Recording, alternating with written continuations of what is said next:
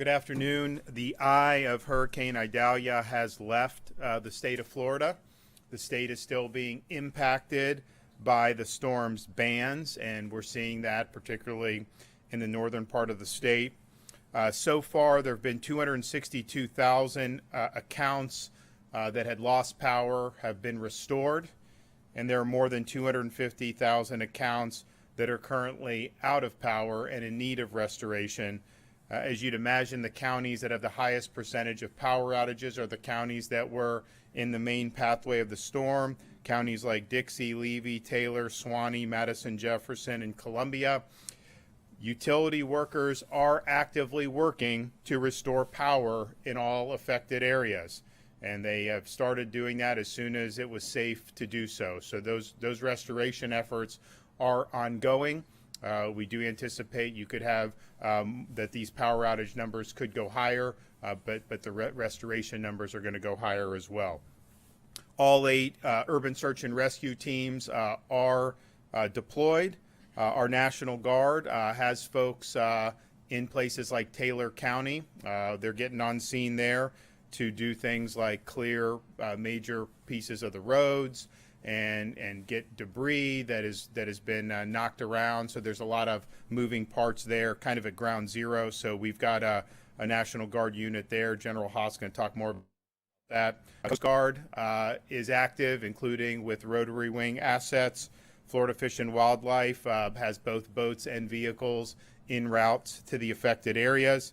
And Florida Department of Transportation has been conducting cut and toss operations starting at the southern part of the state as the storm moved through southwest Florida, clearing those roads and then moving all the way up north. And so they are en route to clear all the way up to Taylor County. Right now, Tampa Airport is going to reopen for incoming flights at 4 p.m. By 3 a.m. tomorrow, it will be fully reopened. Gainesville Airport will reopen tonight, and Tallahassee Airport will reopen first thing in the morning. The ports in Tampa and Manatee are currently undergoing assessments, and when those assessments are concluded, they will be able to resume operations, assuming all is well, which we anticipate it will be. There are, as of now, no confirmed fatalities, and those fatalities are things that get confirmed by the Florida Department of Law Enforcement through medical examiners. We do not have any confirmed fatalities yet. If you have any questions about how things are unfolding in your area, you can go to floridadisaster.org for updates. The Florida Division of Emergency Management will continue to update that website with all the latest information. We have really good retail in terms of all the counties, I think, other than the Big Bend proper, the Tampa Bay area. Things are good. Leon County is doing well. We're still assessing what is all going on the ground in the places that had the initial impact. And so we're probably going to be, I'm probably going to try to get down to some of those counties today. But we got a lot of people that are going in, offering assistance from the state perspective, helping these counties be able to stabilize the situation. So for more updates on this, I'm going to bring up Kevin Guthrie from the Florida Division of Emergency Management. All right. Thank you, Governor. So far right now, the biggest impacted area that we have, following up on what the governor said, is seems to be in Perry.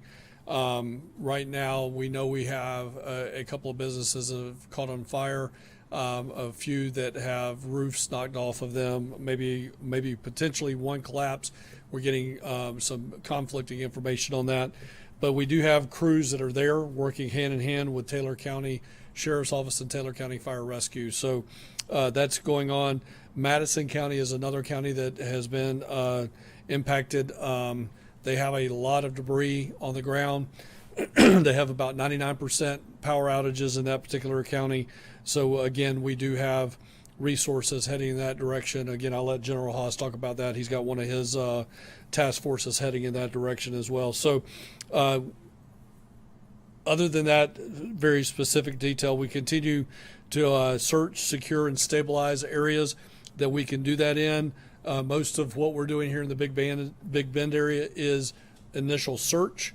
I will say this, I know we don't have anybody from the CFO's office here, but in search and rescue in Fort Myers, we were able to clear a lot of houses very quickly because of the footprint of Fort Myers. Up here in the Big Bend, you may have 2 houses that are on a 5-mile road. So that is going to take a very long time to clear those. Now, we have more than enough assets, more than enough resources to get that done in a timely manner, but I just want to go ahead and set expectations. Some of this is going to take longer than what we experienced with initial search and rescue in Fort Myers, just again because of the landscape. We're going to have to do a lot of tree cutting and a lot of push emergency access to get into those areas to then do the securing and stabilizing, but we are working through all of that. We have maintained communications with all of our counties. We did have a couple of 911 centers that went down briefly for about 20-30 minutes, but again, all 911 calls have been answered. There are some minor backlogs in Taylor County and Madison County that, again, local officials are working through, and then we are supplementing those resources to help them get through those calls as quickly as possible. I will reiterate that even though we have 911 calls, there is no one in distress that has not been taken care of. The ones that were in distress, we got folks to immediately. We have a lot of people that have called 911 saying, I'm entrapped in my house, I'm okay, but I need help. So they are 100% okay. We're going to get to those folks just as fast as we can get our emergency access teams into them. The State Emergency Response Team will continue to work around the clock to meet the needs of all the survivors, support our first responders, and initiate an efficient recovery process to communities impacted by Hurricane Idalia. We are actively working with our law enforcement partners to continue to conduct search and stabilize, as I've already mentioned. We have a recovery team that's already in the EOC. We here at the Division of Emergency Management, we activate our recovery team the exact same time that we activate our response team. So our recovery team has already been working for several days getting ready for this. They are already conducting windshield assessments throughout the state of Florida. We will go into the next phase of this will be individual damage assessments, initial damage assessments, where those are done at the local county level in a little more detail to get numbers that will then roll up with us.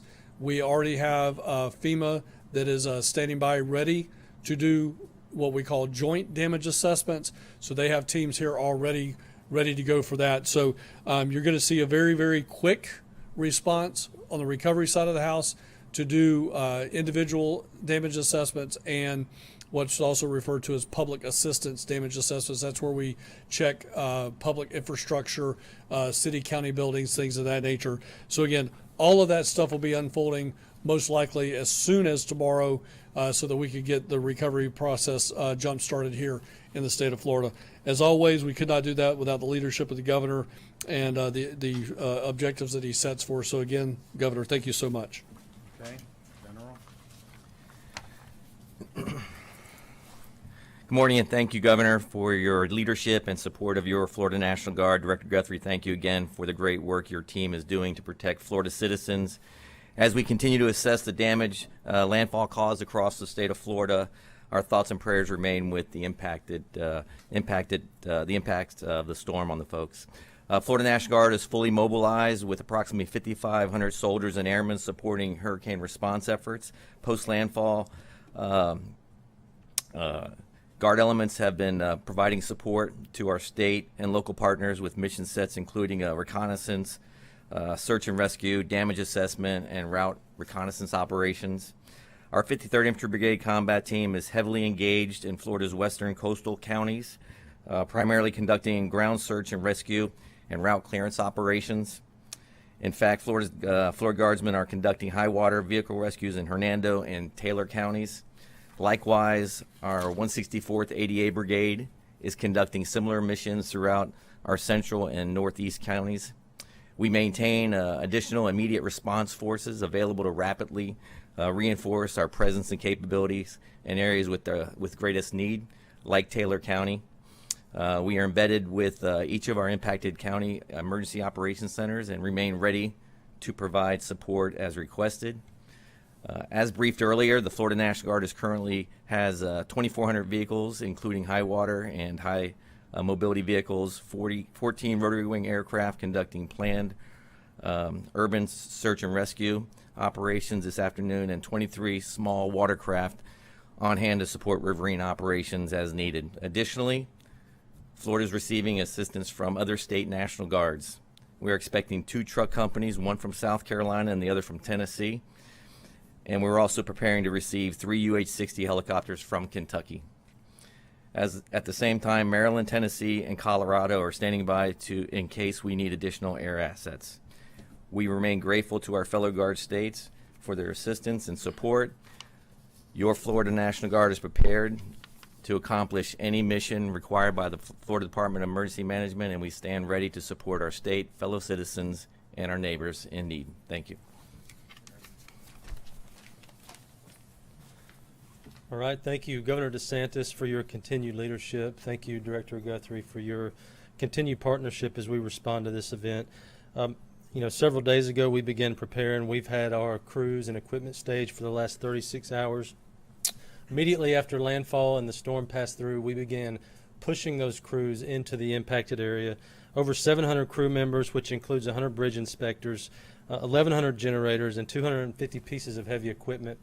We've been moving these resources into the impacted area so that we can quickly address any needs, get the cut and toss operations taken care of, and support the life safety mission.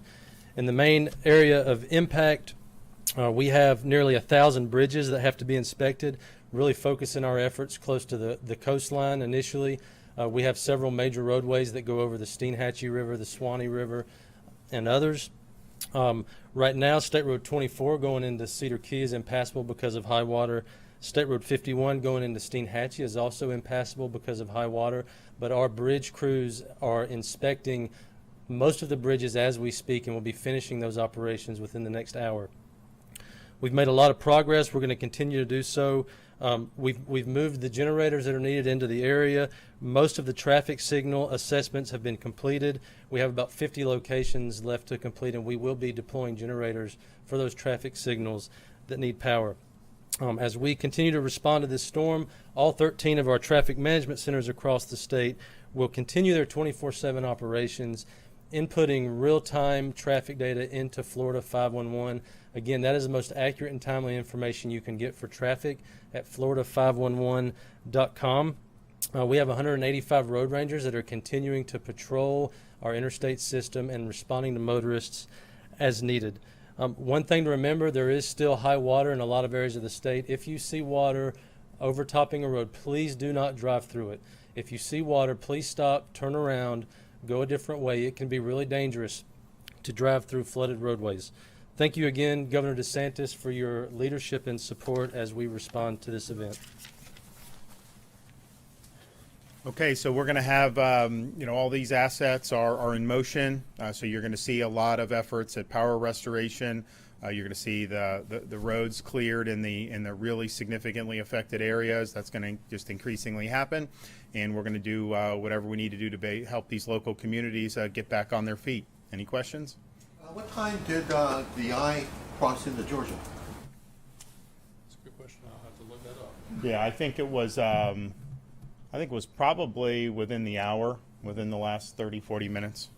This morning, at what time did it become too dangerous for people in that Big Bend area to evacuate? What would you say? Probably the last evacuations probably happened somewhere between midnight and 2 a.m. And do you have an idea of how many people might have stayed in the house? I know with Ian there was a form families filled out. Yeah, so on this particular one, we did door-to-door because it was just a little bit different scenario with much less people.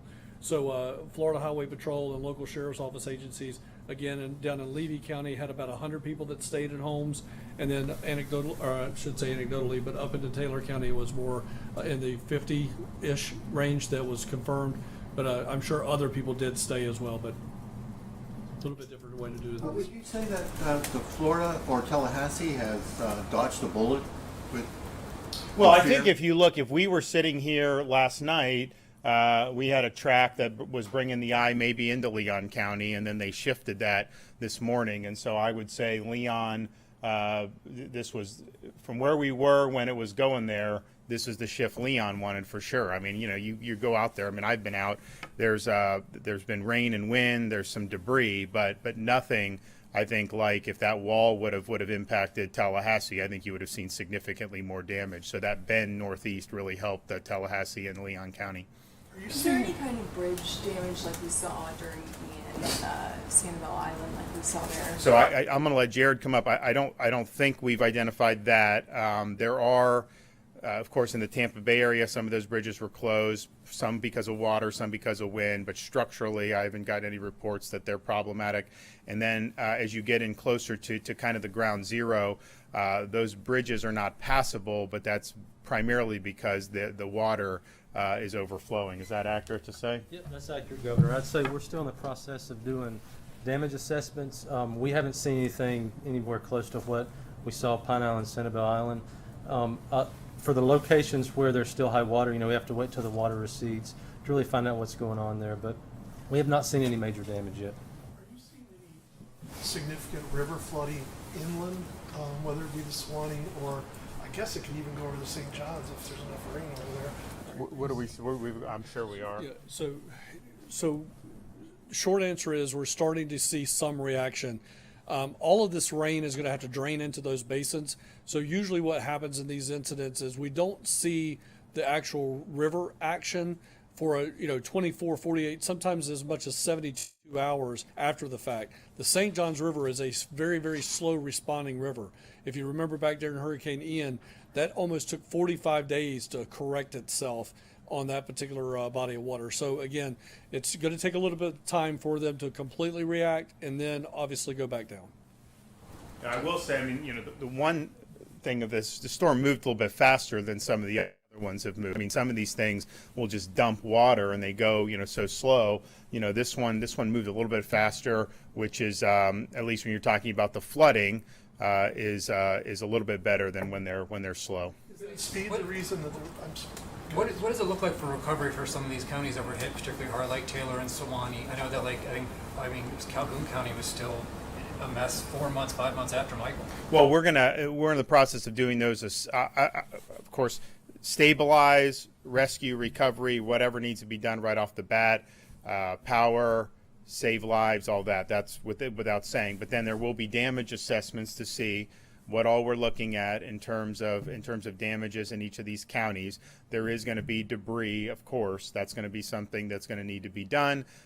These counties are not going to be able to afford that on their own, of course, even with a 75% cost share with the federal government. And so I would imagine that the state would want to help these fiscally constrained counties. The legislature has typically wanted to do that. We may be seeking better cost share as well. But yeah, there's going to be things that are going to need to be taken care of. And these are the counties along that Big Bend. They just have very small budgets, and expenses like this are not things that they could absorb the way some of our wealthier counties could. I just saw actually that there was an oak tree that fell on the governor's mansion here in Tallahassee. And is your wife and kids okay? We're fine. In fact, she called me probably about 45 minutes ago and told me this is a really, ancient oak tree split in half, and part of it fell. I don't know that it fell on like the residence per se. I think it was a little bit off to the side. So that's going to be cleared. I don't know if they're going to have to cut down the whole tree.